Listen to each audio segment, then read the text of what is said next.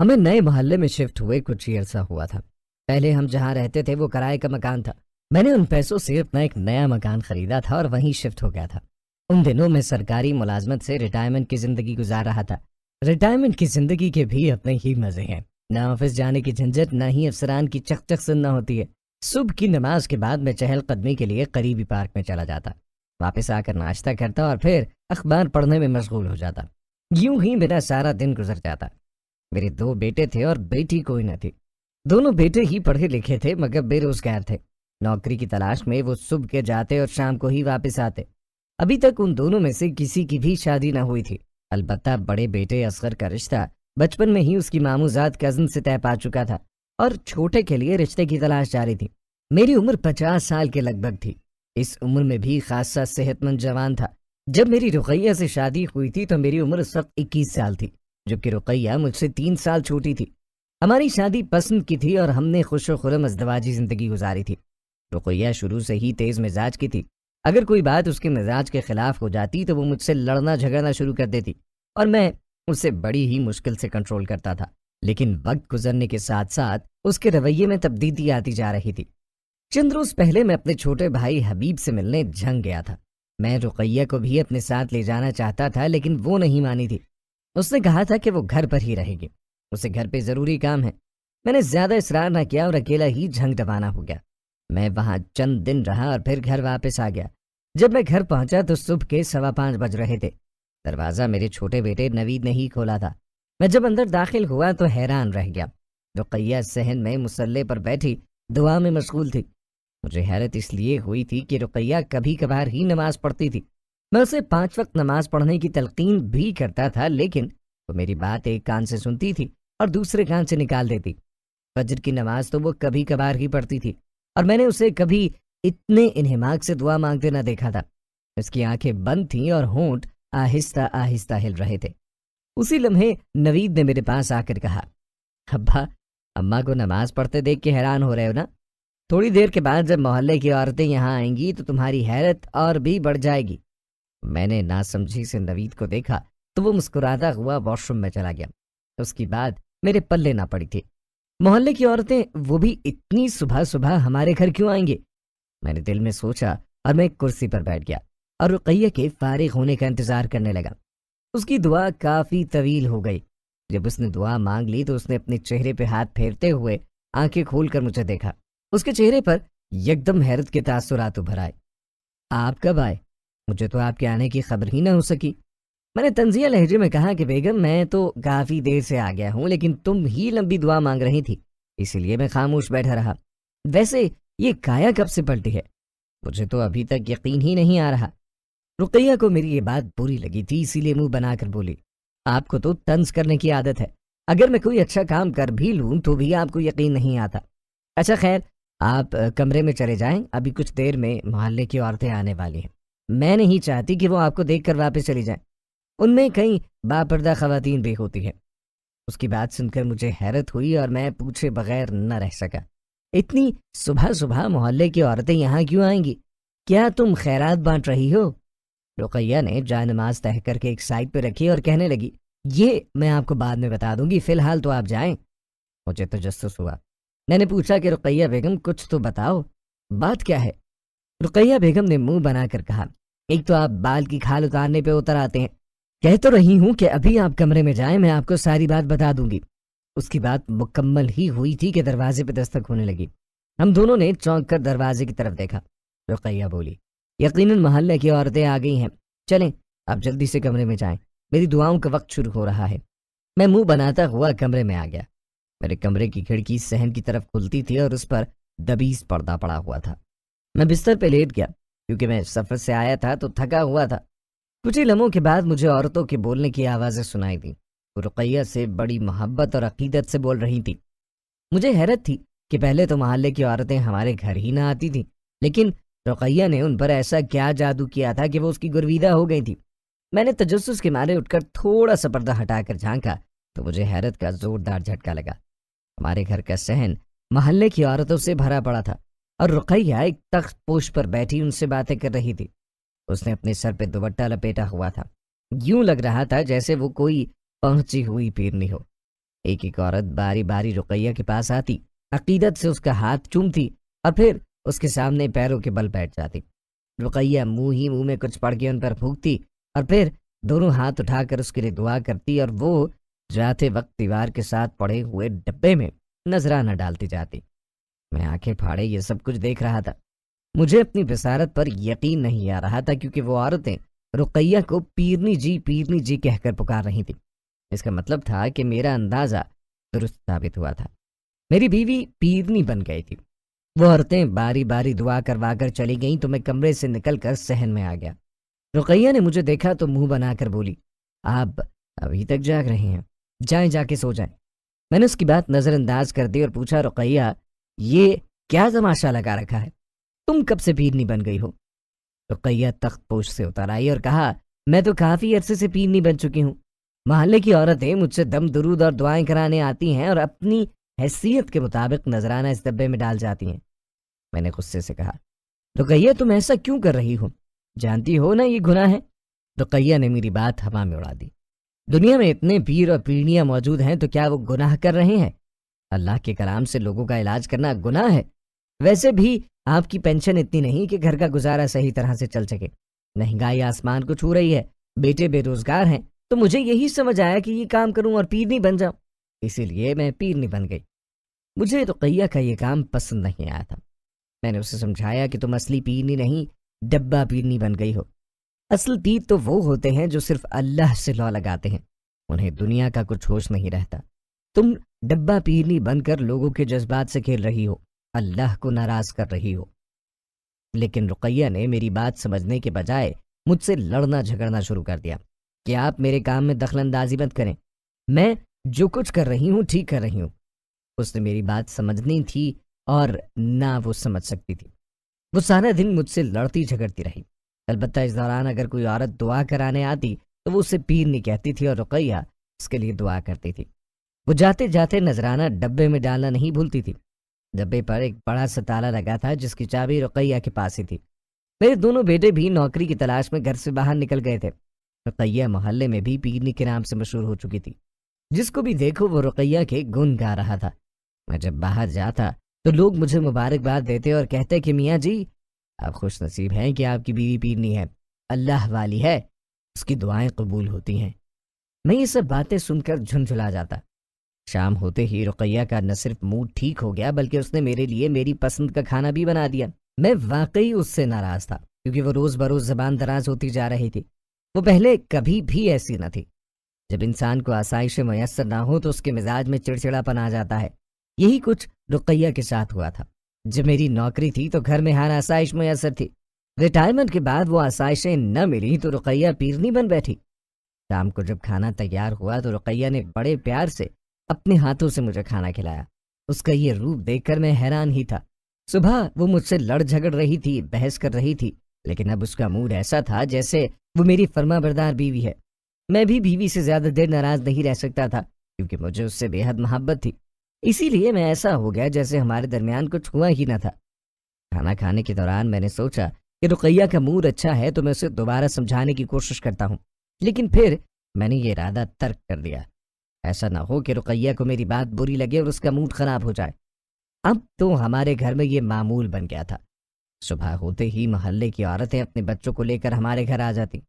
رقیہ تخت پوش پر بیٹھ کر ان کے لیے دعائیں کرتی، انہیں واز کرتی اور اچھی اچھی نصیحتیں کرتی۔ عورتیں اور بچے اس کی باتیں بڑے غور سے سنتے اور عقیدت سے اس کا دایاں ہاتھ چومتے، نذرانہ ڈبے میں ڈالتے اور چلتے جاتے۔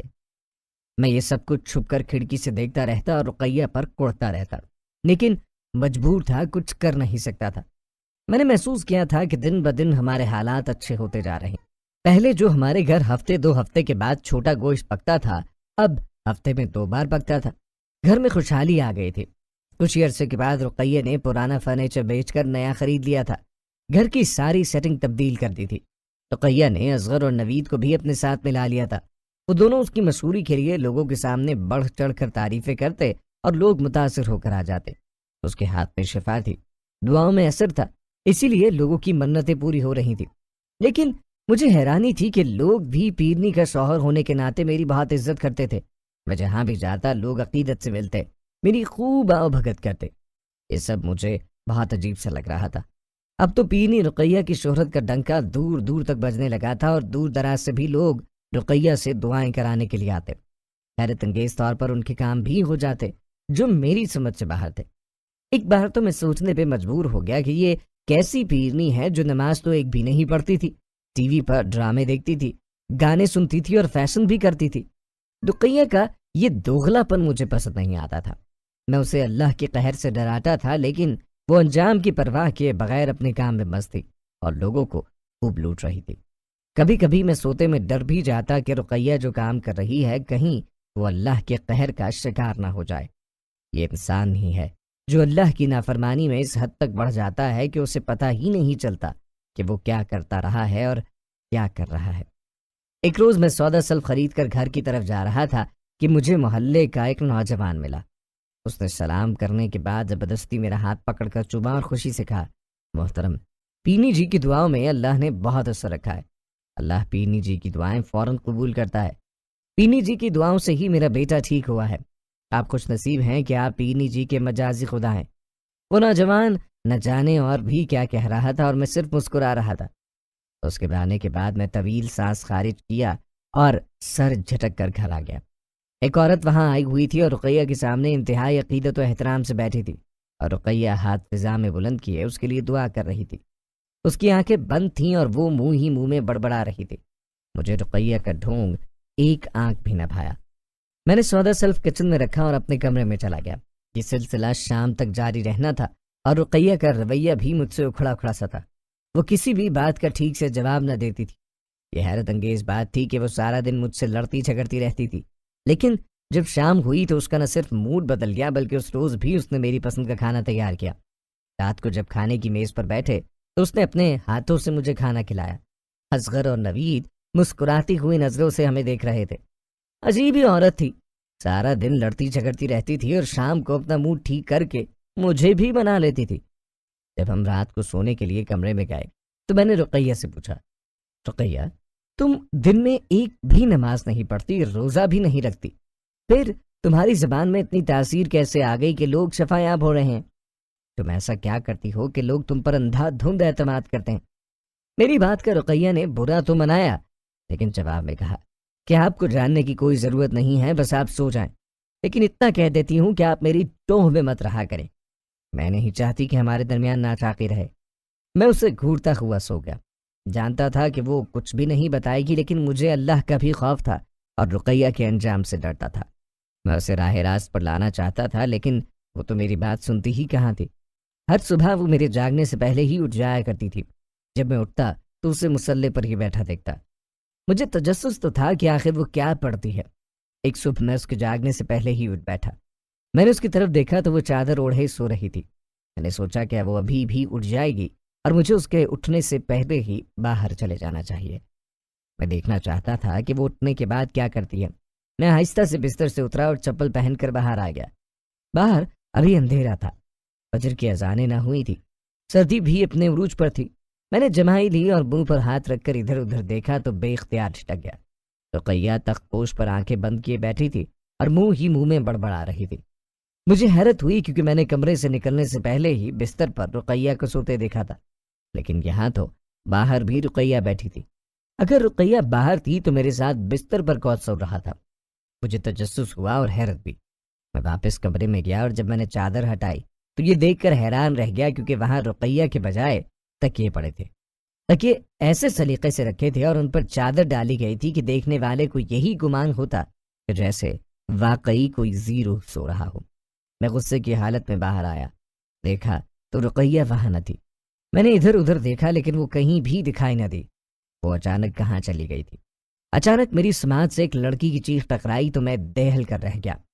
میں نے دہل کر ادھر ادھر دیکھا، لڑکی کی چیخ ایک بار پھر گونجی اور میں نے اندازہ لگایا تو چیخیں دوسرے کمرے سے آ رہی تھی۔ میں دھڑکتے دل کے ساتھ کمرے کی طرف بڑھا۔ دروازہ بند تھا لیکن کھڑکی کے راستے اندر سے ہلکی ہلکی روشنی دکھائی دی۔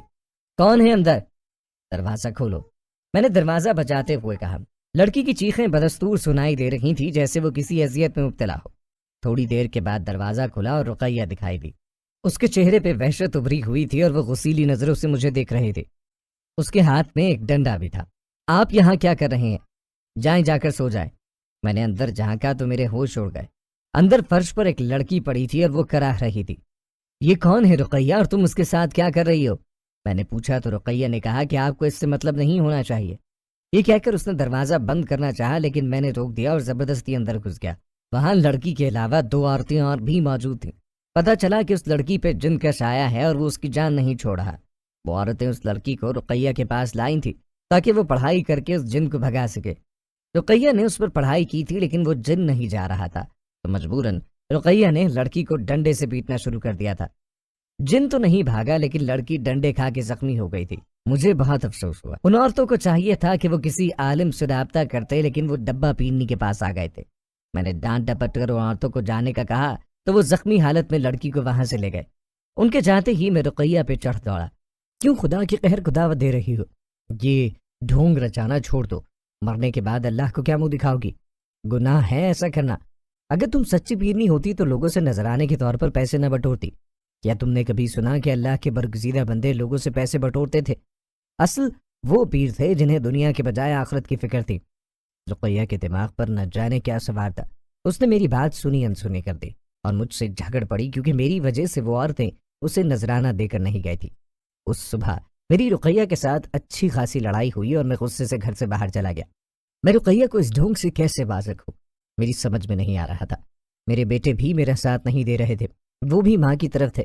میں ایک پارک میں بیٹھا الجھا ہوا تھا کہ ایک بوڑھی عورت میرے پاس آئی۔ میں نے اسے پہلی بار دیکھا تھا۔ اس نے کہا کہ بھائی صاحب، کیا آپ پیرنی رقیہ کو جانتے ہیں جو دم درود اور دعائیں کرتی ہے؟ میں نے حیرت سے بوڑھی عورت کو دیکھا اور پوچھا، بہن کیا کوئی مسئلہ ہوا ہے؟ وہ عورت چند لمحے خاموش رہی، پھر اس نے جو کچھ کہا میرے رونگٹے کھڑے ہو گئے۔ ہاں بھائی صاحب، میرے بیٹے کی نوکری نہیں لگ رہی تھی۔ میں نے پیرنی کو ہزاروں روپے دیے تھے کہ وہ دعا کر دے اور میرے بیٹے کی نوکری لگ جائے۔ میرا بیٹا در در کے دھکے کھاتا رہا لیکن اس کی نوکری نہیں لگی۔ پیرنی جی نے دعویٰ کیا تھا کہ چند ہی دنوں میں میرے بیٹے کی نوکری لگ جائے گی۔ میرے پاس جتنی بھی جمع پونجی تھی وہ میں نے سب پیرنی جی کو دے دی ہے۔ آج میں گئی تھی تو مزید پیسوں کا مطالبہ کر رہی تھی لیکن میرے پاس اور پیسے نہیں کہ میں پیرنی جی کا مطالبہ پورا کر سکوں۔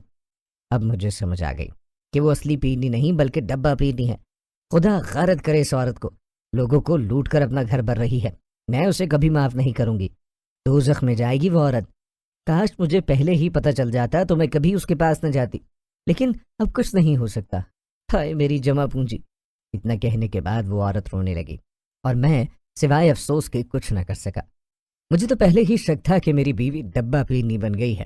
جو عورت اپنے بچوں کی نوکریاں نہیں لگوا سکی وہ بھلا دوسروں بچوں کے کیسے نوکریاں لگوا سکتی ہے؟ اس عورت کے بددعائیں دینے سے مجھے اپنا دل کٹتا ہوا محسوس ہوا اور میرے دل میں اللہ کا خوف پیدا ہوا کہ اگر اس بوڑھی عورت کی بددعا میری بیوی رقیہ کو لگ گئی تو۔ اس سے آگے میں سوچ ہی نہ سکا۔ میں اٹھ کر جلدی سے اپنے گھر کی طرف چل دیا۔ میں گھر پہنچا تو منظر ہی کچھ اور تھا جس سے میں دہل کر رہ گیا۔ رقیہ بستر پہ پڑی تھی۔ اس پر فالج نے اٹیک کیا تھا اور اس کا آدھا دھڑ مفلوج ہو گیا تھا، منہ ٹیڑھا ہو گیا تھا اور اس میں بولنے کی سکت نہ رہی تھی۔ اس کے پاس محلے کی عورتیں بیٹھی تھیں اور توبہ توبہ کر رہی تھیں۔ رقیہ کو اس حالت میں دیکھ کر میرا دل کٹ گیا اور میں نے بھی دل میں توبہ کی۔ میرے دونوں بیٹے فوراً ہی گھر پہنچ گئے۔ ہم رقیہ کو ہسپتال لے گئے۔ رقیہ کا علاج کرانے کی کوشش کی لیکن اس سے کچھ بھی افاقہ نہ ہوا۔ بالآخر ہم اسے گھر لے آئے۔ جب لوگوں کو پتہ چلا کہ پیرنی رقیہ پر فالج نے اٹیک کیا ہے تو ان میں سے کوئی بھی نہ آیا اور ہم سوائے توبہ کے اور کچھ نہ کر سکے۔ میرے دوستوں، اس کہانی کو بیان کرنے کا مقصد یہ ہے کہ جو لوگ اللہ کو ناراض کرنے والے کام کرتے ہیں تو ان کا انجام بہت برا ہوتا ہے۔ اس کی سزا دنیا میں تو مل ہی جاتی ہے لیکن آخرت میں بھی اسے سزا ملے گی۔ دھوکہ دہی سے لوگوں سے پیسے بٹورنے سے وقتی خوشحالی اور خوشی تو مل ہی جاتی ہے لیکن اس سے کوئی فائدہ نہیں ملتا بلکہ الٹا اپنا ہی نقصان ہوتا ہے۔